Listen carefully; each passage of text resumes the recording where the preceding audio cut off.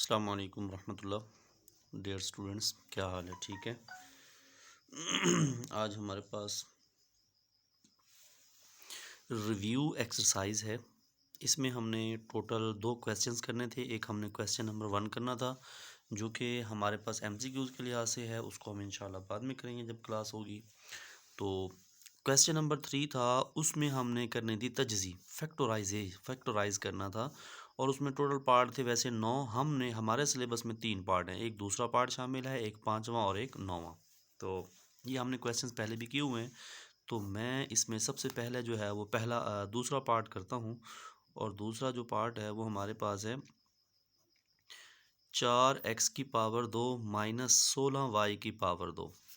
अगर आप गौर करें, मैंने पहले भी आपको बताया था कि तजज़ी के हवाले से अगर आपके पास टोटल टर्में हों 2 तो उसके 3 मेथड होते हैं। अगर टोटल टर्में कितनी हों 2 हों तो उसके कितने मेथड होते हैं? 3 मेथड होते हैं। सबसे पहला मेथड जो होता है वो ये होता है कि इन दोनों रकमों में आप ये देख लें क्या कुछ कॉमन है। कॉमन मतलब जो यहाँ भी पाया जा रहा हो वहाँ भी पाया जा रहा हो। तो आप देख सकते हैं इस सवाल के अंदर मुझे 4 कॉमन दिखाई दे रहा है। यहाँ भी 4 है, यहाँ 16 है। तो हम अगर 4 को ज़रब करें 4 के साथ तो जवाब 16 आता है। तो मतलब मेरे पास क्या कॉमन हुआ? 4।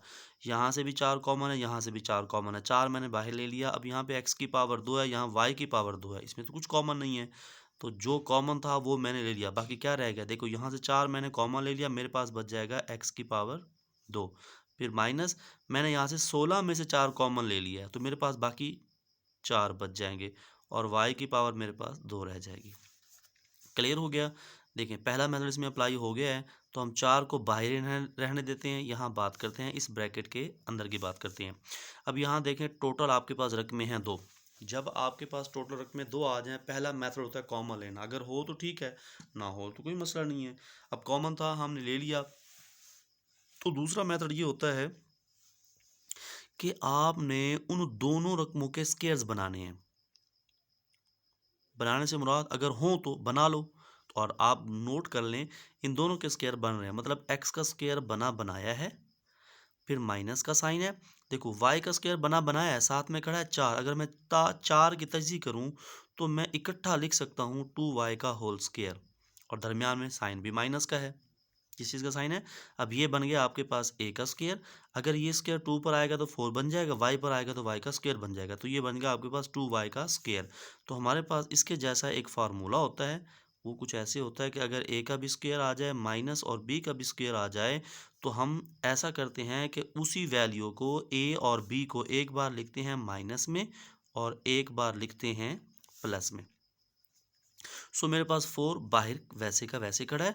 मैं इसकी बात कर रहा हूँ, अब ये बन गया इसके जैसा a का स्क्वायर माइनस और ये पूरे का पूरा है b तो ये b का स्क्वायर। तो इसको इस फॉर्म में कन्वर्ट कर रहा हूँ तो मेरे पास आ जाएगा x माइनस 2y और अगली ब्रैकेट में आ जाएगा x प्लस 2y।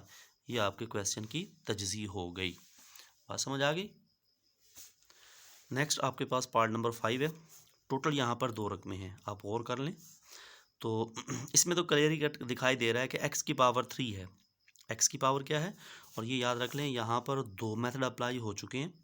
पहला मेथड था कॉमन लेना, वो ले लिया। फिर दूसरा मेथड होता है कि अगर 2 रकमें हो, दोनों रकमों के दरमियान में माइनस हो तो दोनों का स्क्वायर बनता होगा, उसको एक बार माइनस भी और एक बार प्लस में लिख लें।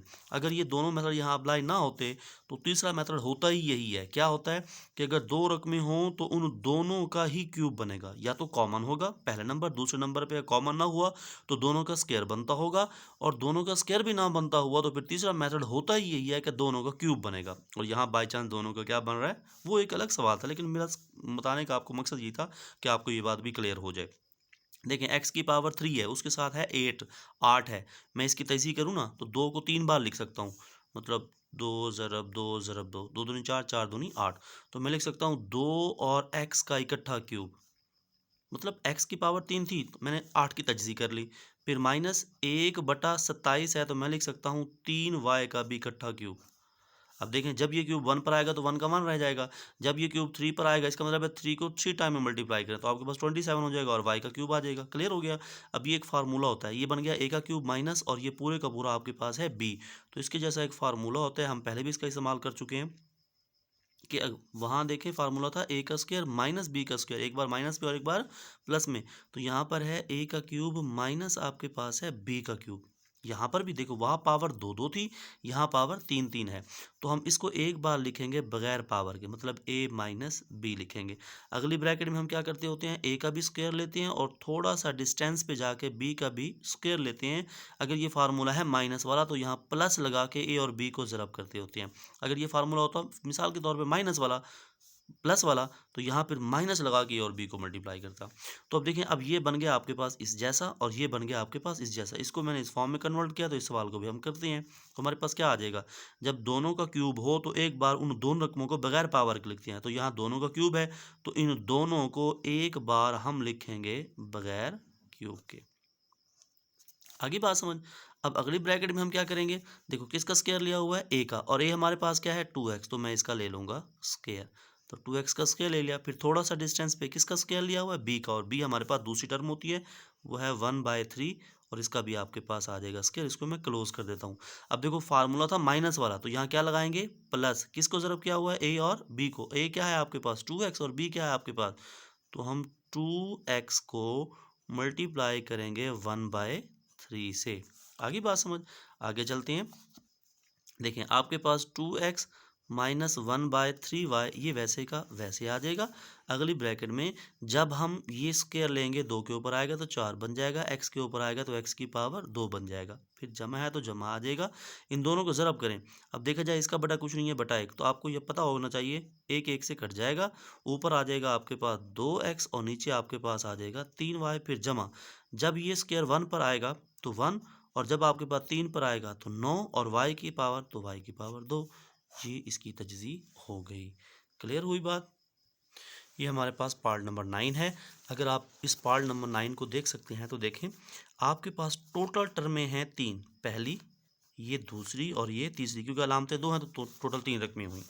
अब अगर 3 रकमें आ जाए तो उसके भी 3 मेथड होते हैं। टोटल कितने रकमें आ जाएँ, 3 मेथड आ जाए तो उसका भी 3 मेथड होते हैं। पहला मेथड होता है कॉमन लेना। यहाँ 1 खड़ा है, 1 तो तमाम में है। यहाँ आपके पास है 12, यहाँ सॉरी ये आपके पास है टोटल, ये आपके पास है 36 पी की पावर भी 2 और क्यू की पावर भी 36 है। 36 पी की पावर 2 और क्यू की पावर भी 2।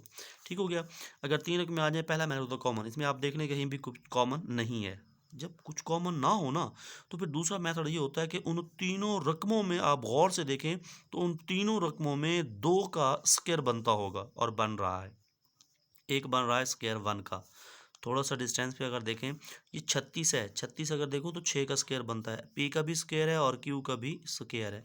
तो मैं सबको इकट्ठा लिख देता हूँ। जब ये स्क्वायर 6 पर आएगा तो 36, पी पर आएगा तो पी की पावर 2 और क्यू पर आएगा तो क्यू की पावर 2 हो जाएगा। ओके हो गया। इन दोनों का बन गया स्क्वायर। यहाँ साइन देखें किस चीज़ का, आपने इस रकम को नहीं देखना, आपने जैसे साइन को देखना है। साइन है माइनस का, 2 आएगा कुल ये का, उसके साथ मल्टीप्लाई होता है ए, और ए आपके पास है 1, उसके साथ मल्टीप्लाई होता है बी, और बी आपके पास है 6pq। क्लियर हो गया। अब नोट करें, ये बन गया ए का स्क्वायर प्लस बी का स्क्वायर माइनस 2ab। इसके जैसा आपके पास होता है फार्मूला, ए का square minus 2ab and plus B का स्क्वायर, ये इक्वल होता है ए माइनस बी का होल स्क्वायर। जब ऐसी कंडीशन बन जाए तो उसमें हम रकमें वो लेते हैं जिनका स्क्वायर बना बनाया होता है, मतलब ये ए और ये बी, और साइन वो लगाते हैं जो 2 फार्मूले से पहले होता है। तो यहाँ पर आप देखें ये क्या करेंगे, आप एक आप लेंगे 1, फिर साइन आ जाएगा माइनस का, और फिर आप लेंगे 6p एंड q, और इसका ओवरऑल क्या बन जाएगा स्क्वायर। तो ये आपकी तजज़िया हो गई। क्लियर हो गया बच्चा।